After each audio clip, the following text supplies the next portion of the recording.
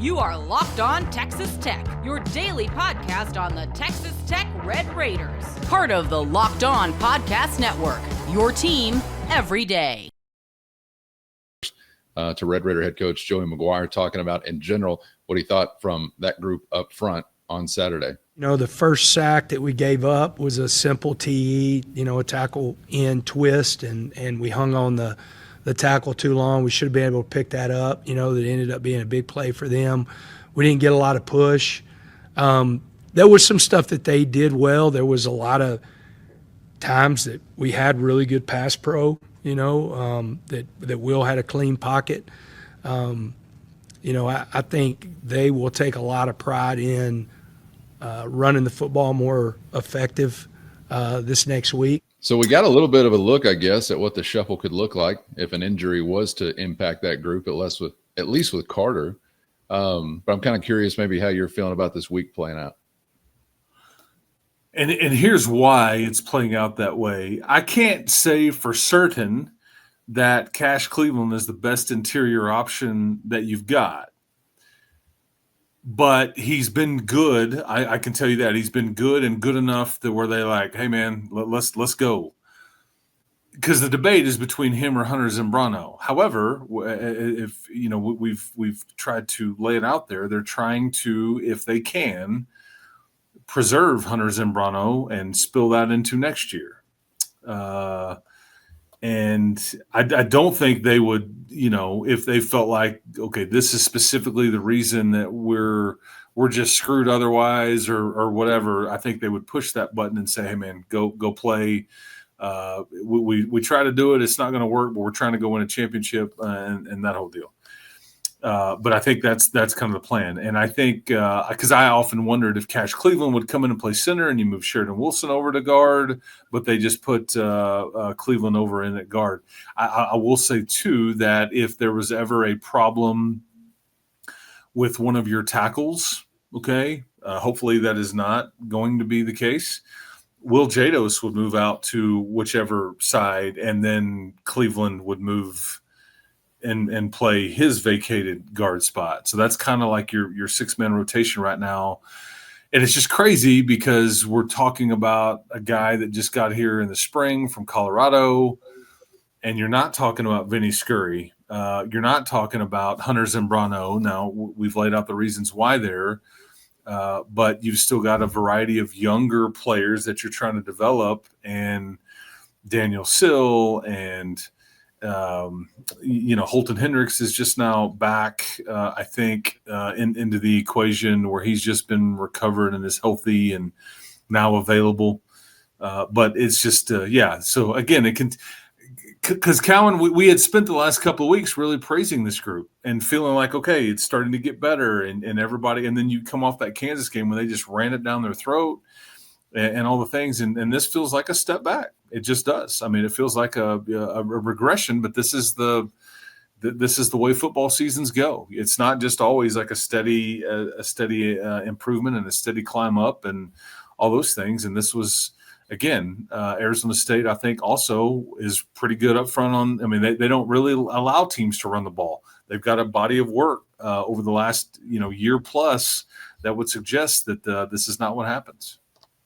Yeah, and it's got to be graded based on the opponent. I've been asking myself, how good is it really looking for the offensive line? I just kind of play with the descriptor of road grader. Are they in this category? Are they not? It really wasn't until, I don't think, after the Kansas game where I felt like, man, there are people moving some people, as we were talking about. But would you say Arizona State was a stiffer challenge up front than what they saw in Utah? Because I guess those are the two I would look to. Who would you say between those two?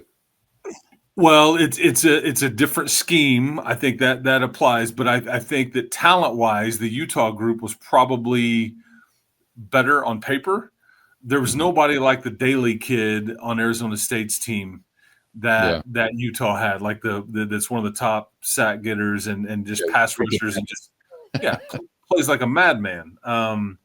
And so they don't, but again, it goes back to you got Arizona State's best shot, man. Like they were they were drooling. They were like, running out there like a bunch of crazed dogs and like, just in your I mean, so that is part of it too. That is part of it too. Everything you want your boys to be on game.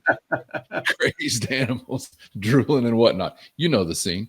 So I think, it's fair to ask the question. I think it's the question we're all asking. We know that the offensive line clearly improved from where you've been for a significant period of time as a program, but improved enough to have you in conference title contending category or the elite of the elite kind of category. And the question, I think, still remains out. Am I describing that in the way that you find fair, or how are you viewing this group? Because I think we clearly were seeing some progress being made. And obviously, I think the talent level has been upgraded, but it remains a work in progress. And I hope we're dodging some of this injury stuff, I guess, so it doesn't complicate that work in progress even further. First, today's episode brought to you by Prize Picks, the daily fantasy app where making the right call can actually pay off. We all make decisions every day, but on Prize Picks, being right means cashing in. And with football back, Prize Picks is the simplest and fastest way to get in on the action. Just pick more or less on 2 to 6 player projections, and you can turn your takes into real prizes, all in less than 60 seconds. You're going to love how easy and simple it is to use. And of course, Prize Picks puts their members first, so all withdrawals are fast, safe, and secure. Download the Prize Picks app today and use our code LOCKEDONCollege to get $50 in lineups after you play your first $5 lineup. That's code LOCKEDONCollege to get $50 in lineups after your first $5 play. With Prize Picks, run your game. Yeah, I know that you're asking more about offensive line, but I would be when I hear Terrence Carter almost talked about or mentioned, and maybe I heard it wrong, so I will throw that out there, mentioned in like past tense, yeah, it's going to be tough to replace him or something along those lines. I'm like, I don't think Davion Carter is serious. One, because he came back in. Yeah. But these are all things that will affect this run game and just the offensive line in general. So we'll just have to keep an eye on said injury report or availability report as the week goes along. And you're going to be okay this weekend. That's not the issue here. It's the 2 games after that you've really, all this whole thing that you've tried to put together, it's going to come down to that little 8-day stretch or 7-day stretch when you play those 2 games back-to-back Saturdays, one away and one at home, and that'll, and no, I'm not glossing over UCF or West Virginia. Yes, you would have more work to do, but you must hold serve in those games for those to even matter or count, large in part. So this weekend, not as big of a deal from a health standpoint. I do think it may be a bit different, though, with Barron compared to these other guys, because I think Joey, he wants his quarterback in rhythm. He feels like that's important. We've heard this, and but it's a little bit different than with Terrence or Davion or some of those guys. I'm just going to try and get a deep breath after that Terrence Carter. Come on, TC. Don't do it. I thought he was just always hurt but never misses any time guy. Kind of like your dad. You think nothing will ever get to him. And we'll see. We'll see. What was, did I miss here? Was it maybe just meaning for this weekend? I don't know if we have any clarification there, but you know what my thoughts about that. I mean, I've been trying to preach tell his story since July. He's different and kind of opened it up for everybody else. Like him and Jacoby are the 2 guys that you can do all the stuff, but they are mismatches. They are the gadget guys. They are the do it all. We can really make you pay type guys. And so, and then you look back last weekend, you were missing one and the other one was severely limited.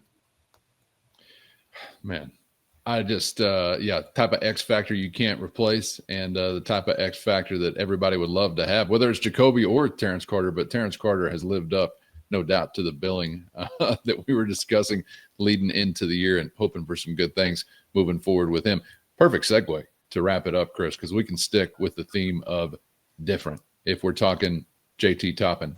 And I'm going to pause for the cause of celebrating this guy anytime we've got the opportunity.